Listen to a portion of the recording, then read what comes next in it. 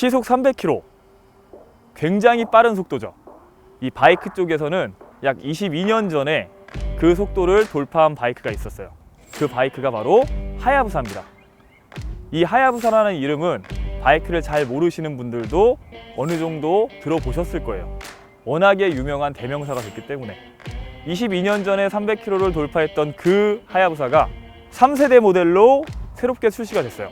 그런데 엄청난 고출력과 최고속의 상징이었던 그 하야부사의 스펙이 이전 세대보다 오히려 떨어졌어요. 스즈키에서는 발매와 동시에 그게 아니다, 실제로는 훨씬 더 빨라지고 안정적이 됐다, 스펙을 보지 말고 실제로 타봐라, 적극적인 홍보를 하면서 변명 아닌 변명을 했죠. 하야부사의 굉장한 팬 중에 한 명으로서 새롭게 바뀐 이 하야부사가 과연 전작보다 훨씬 더 나아졌는지, 실제 성능은 떨어지지 않았다고 하는 그 사실에 대해서 확인을 해보려고 해요.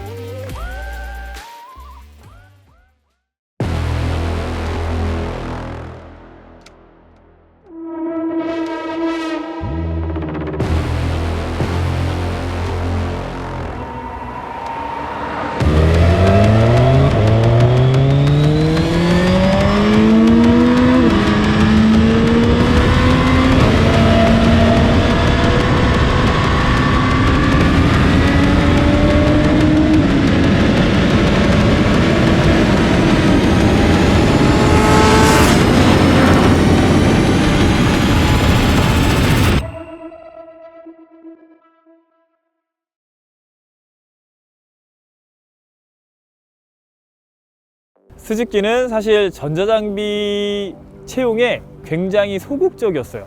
어떻게 보면 매우 늦었어요. 자, 그런데 갑자기 2017년에 딱 들면서 R1000R을 시작으로 전자장비를 대거 투입하기 시작했어요. 뒤늦게 시작을 했는데 지금은 거의 웬만한 메이커들보다 더 많은 전자장비를 계속해서 넣고 있어요. 실제로 제가 타보면서 느껴보니까 정말 필요한 게 있고 그렇게 크게 안 쓰는 게 있어요. 자, 대표적으로 필요한 건 트랙션 컨트롤, 그리고 파워 컨트롤, 윌리 컨트롤. 그게 왜 중요하냐면 얘는 초고출력 바이크예요. 하야부사 하면 고출력과 고속이라는 단어가 항상 같이 따라오기 때문에 힘세고 컨트롤하기 어려운 그런 바이크를 조금이라도 안전하고 편안하게 할 수 있도록 만들어주는 이런 전자장비들이 굉장히 반가운 거예요. 2세대의 바이크는 출력은 좋았는데 다루기는 쉽지가 않았어요. 워낙에 고출력이고 그 시대의 가장 하이엔드였으니까. 브레이킹이 잘 안 들어서 다 브레이크는 기본적으로 브렘보로 튜닝을 해야 된다, 이런 기본적인 공식들도 있었고 그냥 순정 상태로 타는 게 그렇게 쉽지는 않았어요.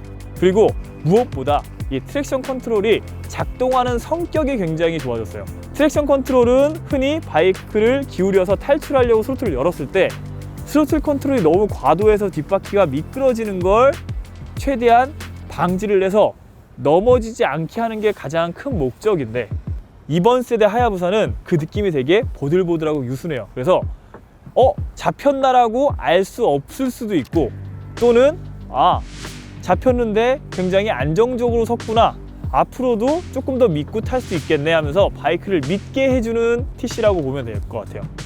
윌리 컨트롤도 트랙션 컨트롤하고 비슷한 성격을 가지고 있어요. 약간 보들보들하고 유순해서 믿고 맡기기가 쉬워요. 스로틀을 확 열어서 윌리가 딱 됐을 때 구동을 끊어요. 자, 그러면 올라갔던 앞바퀴가 그대로 안으로 찍는 것처럼 툭 하고 떨어지기 때문에 오히려 그게 더 무서워요.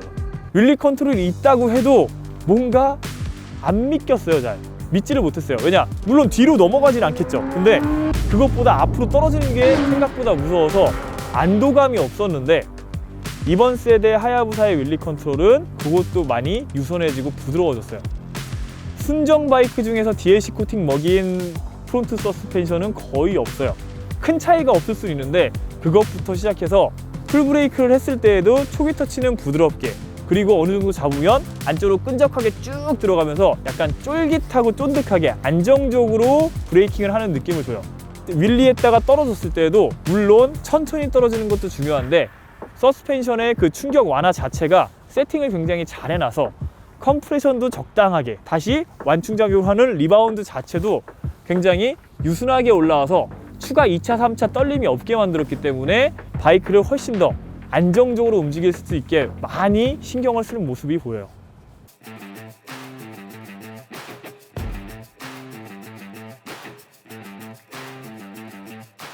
하야부사 하면 많은 분들이 그 이름을 한 번쯤은 들어보셨을 거예요. 양산형 최초로 시속 300km를 실칩으로 넘겼던 바이크예요. 근데 3세대에 와서는 오히려 스펙은 떨어졌어요. 요즘 흔하게 넘기는 200마력조차도 넘기지 못하고 기존의 197마력보다 더 떨어진 190마력. 그럼에도 불구하고 스즈키 쪽에서는 타기 훨씬 쉬워지고 실제로 타봐라, 그렇게 얘기를 하면서 발매를 했는데, 일단 결론은 확실히 실제로 타면 나아진 게 느껴져요. 최고속은 약간은 좀 부족한 것 같기는 해요. 근데 그렇게 300km 가까이를 도로에서 쨍기면 큰일 나죠. 자, 얘가 그렇다고 서킷에서 타는 전용 레이스 레플리카도 아니기 때문에 최고속은 사실 상징성 외에는 의미가 없고요. 실제로 많이 타는 영역인 중속, 중고속 영역대에서 확실히 전보다 훨씬 더 부드러워지고 나아졌어요. 사실 우리나라 한정일 수도 있는데 이 하야부사를 봤을 때는 스포츠 트로러 그런 거 아니에요. 그냥 레플리카네? 흔히 말하는 숑카네? 이렇게 생각했어요. 왜냐? 고출력으로 올라간 만큼 빡세졌어요. 빡세졌는데 리터급 바이크보다 조금 더 편한 레플리카 정도의 의미로 우리나라에서는 계속 들려왔었고, 실제로 그래서 같이 투어 다니시는 분들도 대부분 레플리카랑 같이 다녔어요. 스포츠 투어러, 일반적인 투어러인데 스포츠성을 가미한 거예요. 투어러 입장에서 보면 투어러보다는 조금 불편한데 훨씬 더 빨리 갈 수가 있고, 그리고 스포츠성도 훨씬 더 좋아서 웬만한 와인딩도 충분히 같이 즐길 수가 있어요. 스포츠 투어러가 가져야 되는 덕목, 일단 잘 나가야 되죠. 이건 누구나 다 알고 있고, 그리고 두 번째, 그것만큼 잘 서야 돼요. 근데 이전 스즈키는 그걸 못했어요. 플러스로 잘 움직여야 돼요. 잘 움직인다는 건 뭐예요? 일반적으로 바이크는 좌우 롤링이 무겁지 않으면서도 그렇다고 너무 날카로워서 부담을 느껴서도 안 돼요. 이 중간 지점을 맞추는 게 생각보다 상당히 어려워요. 근데 이 세 가지를 이 3세대 하야부사는 이전 세대에 비해서 훨씬 더 잘하고 있어요. 셋 다. 나가는 것도 잘 나가요. 그리고 서는 것도 잘 서요. 그리고 좌우로 움직이는 움직임도 훨씬 더 부드럽고 편안해졌어요. 이 3세대 하야부사의 특징을 한마디로 정의할 수 있는 멘트가 하나 떠오른 게 있어요. 사실 피렐리 타이어의 모토 중에 하나인데요. 자, 파워 이즈 나싱 without 컨트롤이에요. 즉, 아무리 파워가 좋아도 그걸 컨트롤할 수 없으면 아무것도 아니에요. 이번 세대 하야부사는 그 모토를 확실하게 챙겼다고 생각을 해요.